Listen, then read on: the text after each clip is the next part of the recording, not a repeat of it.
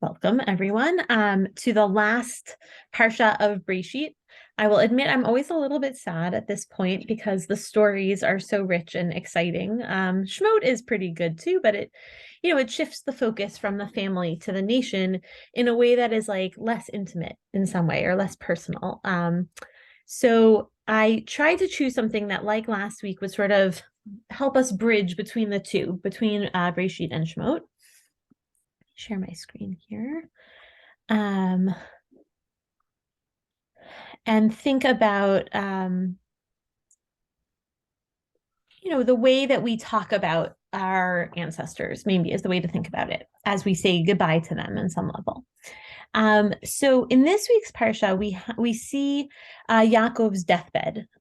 We see that he realizes he's getting sick, and he calls Yosef in and gives him that covenantal bracha again, that you'll go back to the land of Israel and you'll be fruitful and multiply, and this is the bracha of Hashem. And then he has Yosef bring his two children in, Ephraim and Menashe, and he gives them a bracha. We don't know the text of the bracha. It just says Vivarchem bayom hahu lemor, right? That's he blessed them on that day, and then what he says is B'cha yivarech Yisrael lemor yisimcha, and this is we shall bless, like just like Israel invokes blessing, and he says, "Yisimcha Elohim ke'Ephraim v'chi Menashe," that God should make you like Ephraim and Menashe. And then he puts Ephraim before Menashe, which is sort of about the switching of birth orders, which again, sort of at the conclusion of this story, I think is a really interesting reminder of some of the themes of Breshit, about brotherly conflict and sort of a struggle to see who's on top and who is first and who is second, who is the covenantal child and who is not. And in fact, I saw, although I could not find the source for, that one of the reasons we bless like Ephraim and Menashe is they're the first model. It takes the whole entirety of Breshit, which is 51, I think, chapters, to get to a model of brotherhood that does not involve fratricide or desire for fratricide, right? So we start all the way at the beginning with Cain and Hevel, where actually there is murder involved.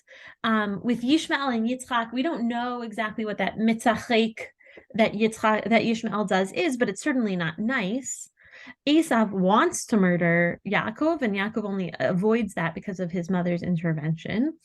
And then we see that Yosef's brothers maybe want to kill him, but at the very least are willing to sell him, in exchange for his father's love, or in frustration, or for whatever reason.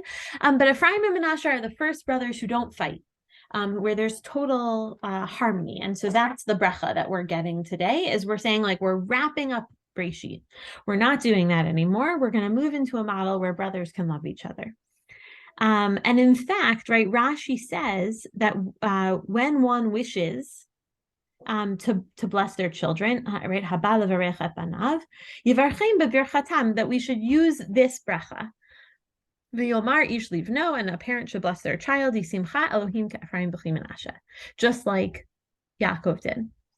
And so I think that question of why Ephraim and Menashe, perhaps it's because of this better model of brotherhood, but maybe there's other reasons why we choose to hold up Ephraim and Menashe in this way. So I want to look at three different approaches, sort of like a survey course. And the first is the Sfat Emet. This English is a very rusty translation. I did it myself, and I did it quickly. So this is more about the idea and less about an exact translation. But the Sfat Emet has the same question. He says, V'kasheh, right? This is hard. Ki rak ke Reuven v'Shimon yihiyu. That Yaakov says, oh, Ephraim and Menashe are like Reuven and Shimon in the text. And so the Sfat Emet is saying, well, if they're only like Reuven and Shimon, why are we saying that it's like Ephraim and Menashe, right? Why not say like Reuven and Shimon, right? If we say, oh, she's a good dancer, she's like, I don't know, I picked a bad category because I don't know good dancers, right? She's like that ballerina on Broadway. Why wouldn't we just say, may you be like the ballerina on Broadway? Why say, may you be like the imitation, right? I think that's the question that the Sfat Emet is asking. And he says, Ach kila asher haya dor she'achar hashvatim, right? They're the generation after the Shvatim, the original brothers, the 12 brothers. Umikol makom nit'alu lihiyot bichlalam. But they were able to rise up above their own station, basically, in life, right? That they were the generation after the Shvatim, but they were almost like the Shvatim. And so in some ways, that's even better than being the original, is someone who is able to rise up to be like the original, right? That we should be glued to or drawn to the shoresh, the origin. I think, i.e., right, the original forefathers. Even when we're on a lower level. Right? So, right? The Sfat Emet sees why this would be extended to all of Israel, to say, Ka'Ephraim v'chi Menashe, me avot hakadoshim, right, from those original forefathers, those holy avot, af elef dor ki hashoresh meham, right, even 1,000 generations, because the shoresh started with them or is with them, and I think that what the Sfat Emet is saying is like, saying you could be like the dancer on Broadway is sort of inaccurate, right? We cannot be like Avraham Avinu. He is especially holy. But saying we could strive to be like closer to that original level, like we could rise up a level or a half a level, like Ephraim and Menashe did, right? They're like the model of starting out lower and working up higher. That extends to us to say we can always try to be more davuk b'shoresh, more glued to that original holiness. And we can always try to rise up from our lower madrega, our lower level, up to a higher level. And in that way, right, this is a very beautiful bracha, right? Many people have the custom to give this bracha to their sons on Friday evening, right? And so I think when you give this bracha, what are you saying when you say Ka'Ephraim b'chi Menashe? You're saying, I wish for you that you will always strive to be better, that you will always strive to be closer to that original holiness that God displayed in Breshit, right? We're leaving this model where you know where Yaakov is your father or your grandfather, but we can always strive to get back there and get as close as we can to that point. So a very, very Sfat Emet message, a very internal message. And I can pause for a second. This is thought one. Okay. Thought two, I think, is sort of the opposite approach. Yael Shachar is a Talmud scholar. I don't know her very well. She works on the 929 project. That's like sort of like a write-in project. Anyone can be a part of it. 929 is completing all the prakim of Tanakh, so Torah, Navi, and Tehillim and Megillot and all of those pieces, Ketuvim of Ketuvim. One chapter a day. I think it takes 3 years or maybe 5 years, but it's a much more manageable project than Daf Yomi in a lot of ways, because it's one chapter, it's a little bit easier content, and it finishes faster, so like you feel more accomplished more quickly. It's a wonderful project, 929. I linked to her article here, but you can also, you could read all of them. I did it for all of Breshit. So I did it for about a month and a half, and then I fell off the bandwagon fairly early, but I'm thinking about getting on in the next cycle. So Yael Shachar writes a short essay here on this perek, and she says that we often say, right, you are Jewish if your grandchildren are Jewish, because Yaakov, Yosef, and Menashe and Ephraim represent what it means to assimilate, right? We talked a little bit about this a few weeks ago, that Yosef is like scary because he's assimilated so successfully. New name, new clothes, so much so that his own brothers couldn't recognize him. And she writes that more Jews have been lost to assimilation in those countries that welcome Jews than have been lost to pogroms, massacres, and genocide in hostile lands. And we certainly see this in American culture. And so Yosef, of all of Yaakov's children, was the only one to really face that test of success in a foreign country. And so perhaps with the wisdom of old age, Yaakov saw that Yosef's inoculation to the pleasures of Egyptian society had immunized his sons as well. They too would resist the pressures of assimilation and remain true to their heritage, right? And so maybe when we talk to our children on Friday night, what we're saying is, may you be like Ephraim and Manasseh, who rose to the challenge of being a light to the nations, of living and working in the broader world, but never losing the special connection to their own heritage and mission, right? What I hear here as a child of Boston and the Maimonides education system is a balance of Torah umada, right? A way to balance being successful, learning physics and chemistry and arts and culture while still having Torah be the primary force in our lives. Right. So I think the Sfat Emet approaches the spiritual internal message, and Yael Shachar is offering this balance of external strength. Right. May you be like Ephraim and Manasseh, who can live in Egyptian society and still be the role models, like the poster children for Jewish culture and Jewish identity. So I think that those are beautiful polls, and of course also the model of brotherly love is beautiful. But I want to share another idea that sort of turns everything, I think, upside down a little bit.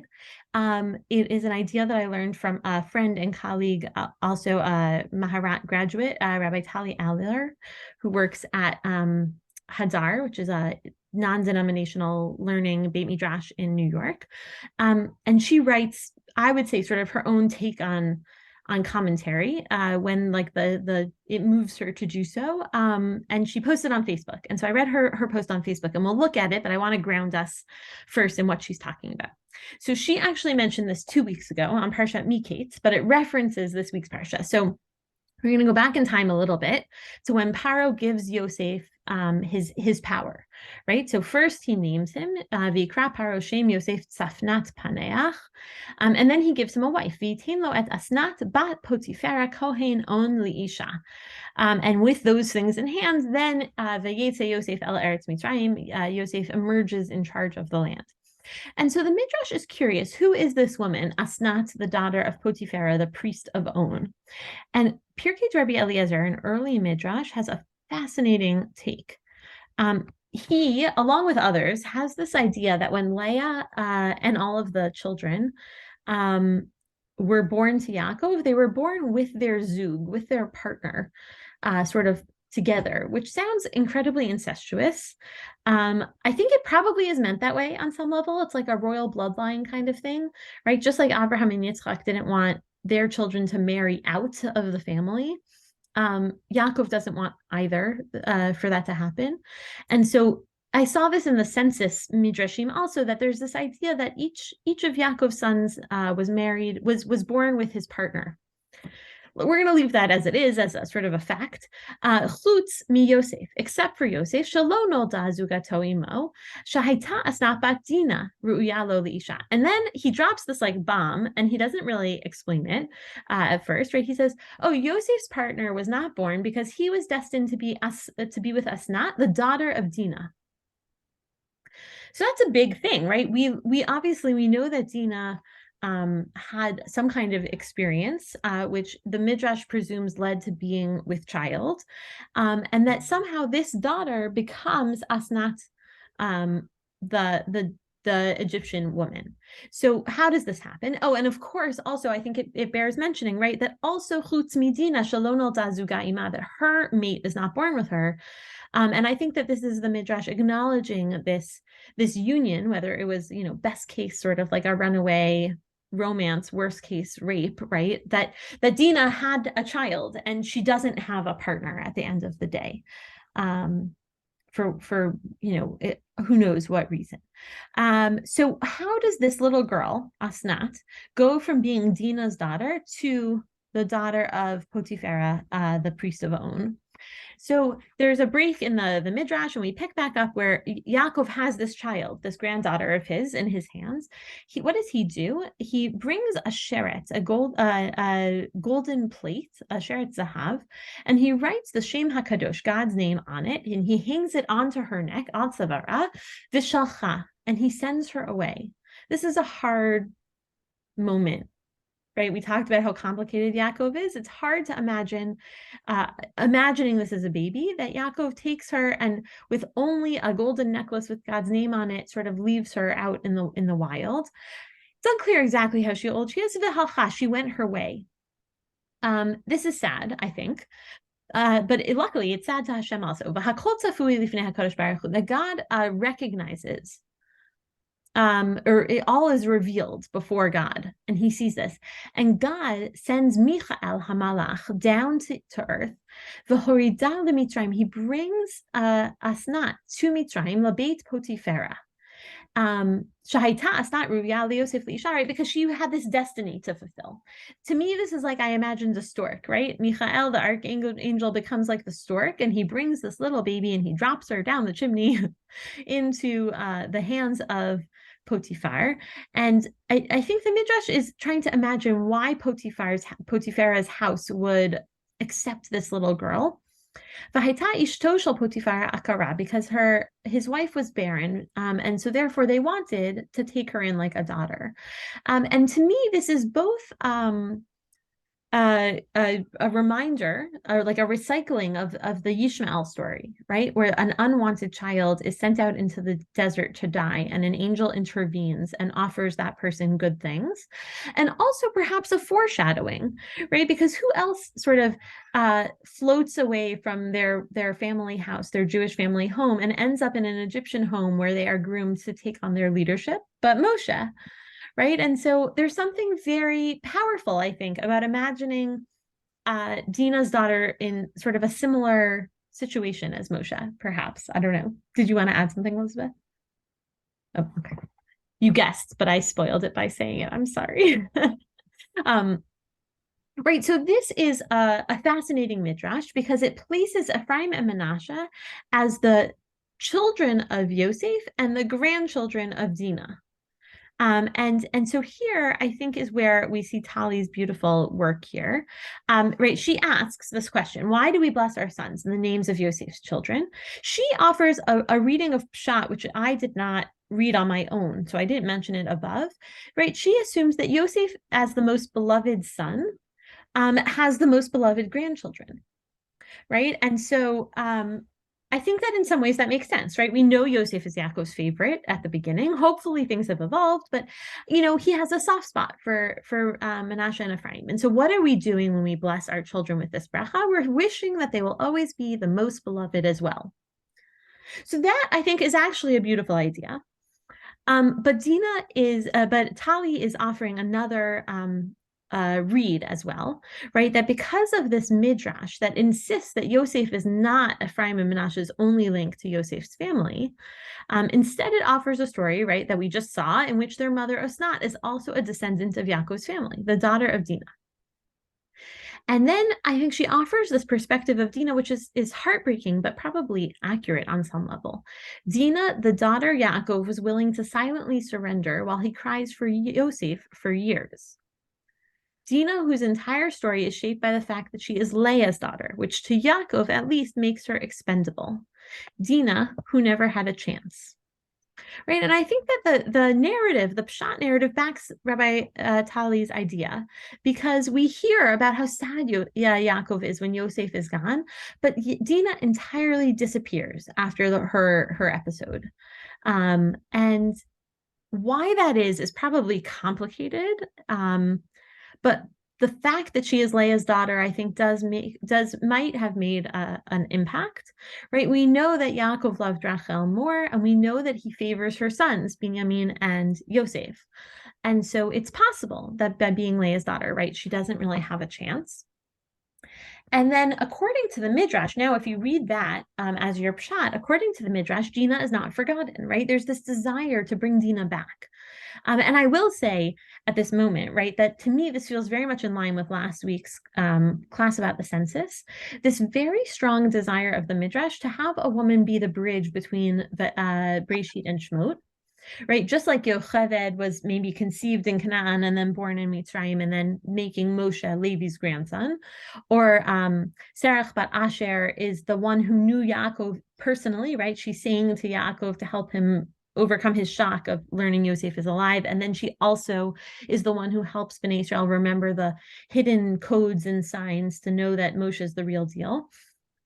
Possibly that's the role Dina's fulfilling here too, right? Dina, somehow, right? Dina, who is, and maybe her daughter Asnat in some way, who knew Yaakov and his family intimately, goes on to be a thread that carries through into Egypt, giving Ephraim and Manasseh that sort of, right? Because Yosef did not have that background in the same way. And so maybe Asnat brings a little bit more of maybe even just sort of some past memory, right? Even if it wasn't her lived experience. But I think what Tali offers is actually a gorgeous read of what we're saying to our children on Friday night. She says, right, that not just may God make you like Yosef's children, but like Dina's grandchildren as well. And maybe in saying that, what we mean is this: may we create a world in which every child is loved, a world in which no human being is expendable. May you understand that you come from those the world saw as nothing and those it saw as great. And may you know, truly know, that to God, all of them mattered. And I do think that that is closing a book and opening a new book, right? Bereshit is filled with this idea where some children are expendable and some children are not, where some children are loved and some children are not.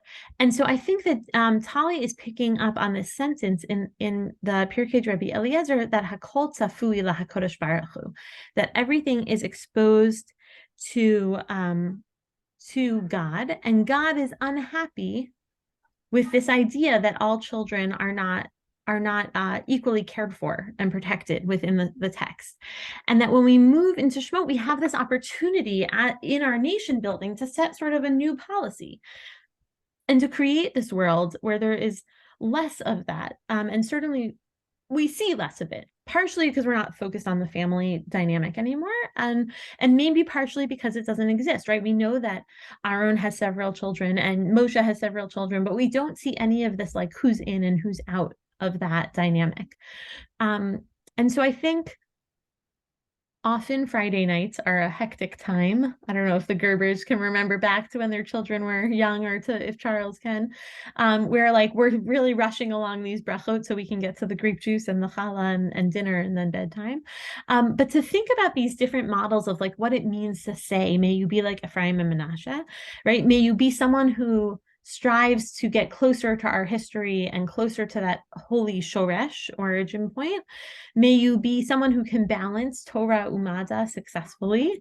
And may you be someone who feels love even when you don't feel like you're the one who matters or you're the one who's important. And that these are really beautiful, beautiful brachot to give to our children. And I was saying to Will last night that it has inspired me to wish that we offered that bracha to our girl children as well.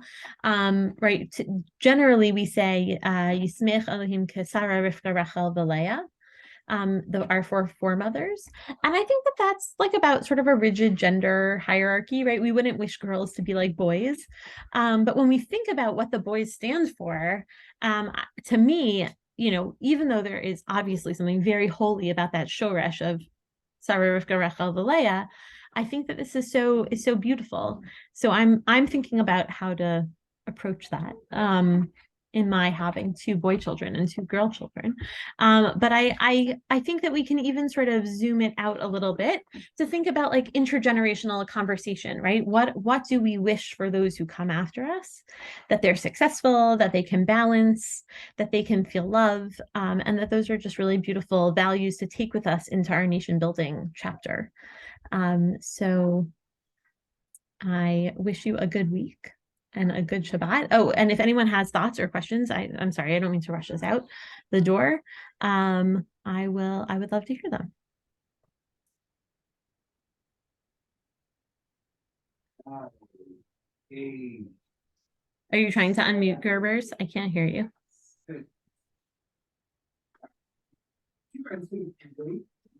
There you go. Thank you very much. I always wondered why Manasseh and Ephraim are so noted. What do they do afterwards to Hmm. when they follow Joseph and Yaakov and the rest.